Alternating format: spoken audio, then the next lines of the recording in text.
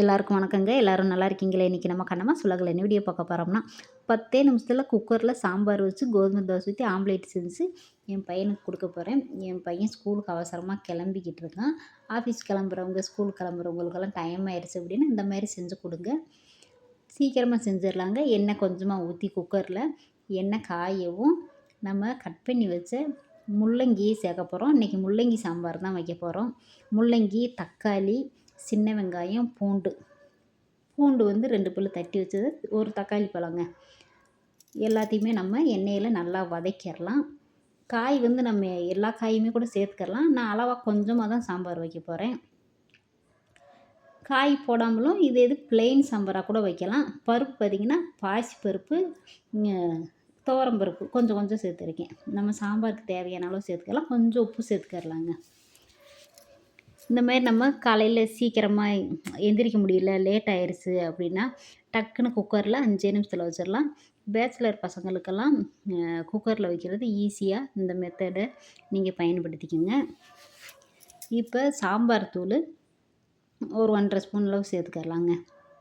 வீட்லயே அரைச்சது தான். நல்லா கலர்ஃபுல்லா இருக்கு பாருங்க. நான் காஷ்மீரி சில்லி சேர்த்து அரைச்சனால, காஷ்மீர் வத்தலும் கூட போட்டிருக்கேன். அதனால தான் கலர் குடுக்குது சாம்பார். மஞ்சத்தூள்லாம் சேர்க்கல. மஞ்சத்தூள் சேர்த்தோம்னா கலர் மாறிரும்.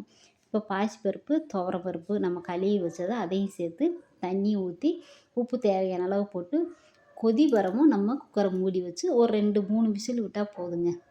உடனே சாம்பார் ரெடி ஆயிரும். சூப்பரான நூக்கல்ஸ் முள்ளங்கி சாம்பார் ரெடி ஆயிரும். நல்லா கொதிக்குது பாருங்க. நல்லா வாசமா இருக்கு. அதுலேயே பெருங்காயத்தூள் எல்லாமே இந்த சாம்பார் தூள்ல இருக்கிறதுனால நான் பெருங்காயத்தூள சேர்க்கல.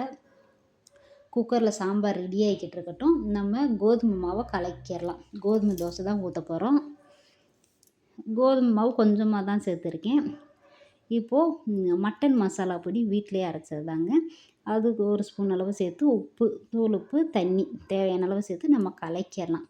இந்த மாரி மசால் தோசை மாரி நல்லாயிருக்கும்.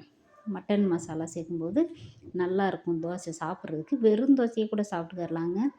இதில் வெங்காயம், கருவேப்பிலை, கொத்தமல்லி தழை எது வேணும்னா போடலாம். நான் சீரகத்தை மட்டும் நசுக்கி அப்படியே சேர்க்கும்போது நல்லா வாசமாக இருக்கும். இந்த சாம்பாருக்கு, இந்த தோசைக்கு நல்லாயிருக்கும். தேங்காய் சட்னி மட்டும் வச்சு சாப்பிட்டிங்கனாலும் அது நல்லாயிருக்கும். இந்த சாம்பாரை விட தேங்காய் சட்னி வச்சு சாப்பிடும்போது நல்லாயிருக்கும். நமக்கு மாவு கலக்கி முடிக்க சாம்பார் ரெடி ஆயிடுச்சு பாருங்கள். நம்ம தண்ணி, பருப்பு எல்லாம் வச்சது கரெக்டாக அளவாக இருக்குது. இது சாப்பாட்டுக்கும் நல்லாயிருக்கும், டிஃபனுக்குமே நல்லாயிருக்கும். இப்போ தாளிச்சுக்கிறலாம். எண்ணெயை ஊற்றி கடுகு, உளுந்து, வெங்காயம் சேர்த்துக்கிறலாங்க. வெங்காயம் சேர்த்து அப்படியே நம்ம நல்லா கருக விட்டு தாளிக்கும்போது நல்லா வாசமாக இருக்கும். பச்சையாக கருவேப்பிலை, கொத்தமல்லி தழை இருந்தால் சேர்த்துக்கோங்க. என்கிட்ட இல்லை, அதனால் சேர்க்கலை. சாம்பார் சூப்பராக ரெடி ஆயிடுச்சு. ஃபஸ்ட்டு ஆம்லேட்டை போட்டுட்டு அதுக்கப்புறமா தோசை ஊற்றிக்கிறலாம்.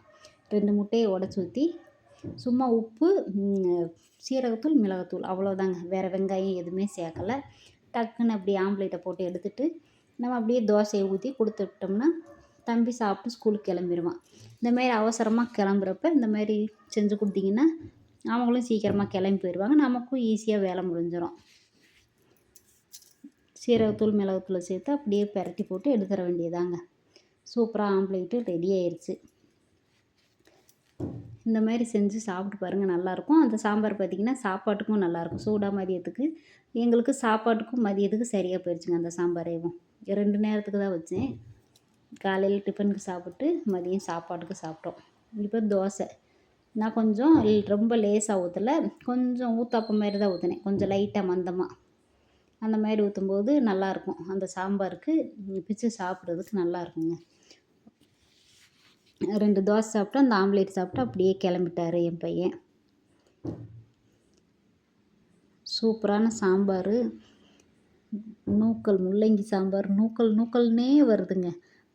முள்ளங்கி சாம்பார், தோசை, ஆம்லேட்டு சூப்பராக ரெடி பண்ணியாச்சு. நீங்களும் ஒரு சிலருக்கு கோதுமை தோசைனாலே பிடிக்காதுங்க. இந்த மாதிரி மசாலா சேர்த்து செய்யும்போது சாப்பிட்றதுக்கு கொஞ்சம் நல்லாயிருக்கும், வித்தியாசமாக இருக்கும்.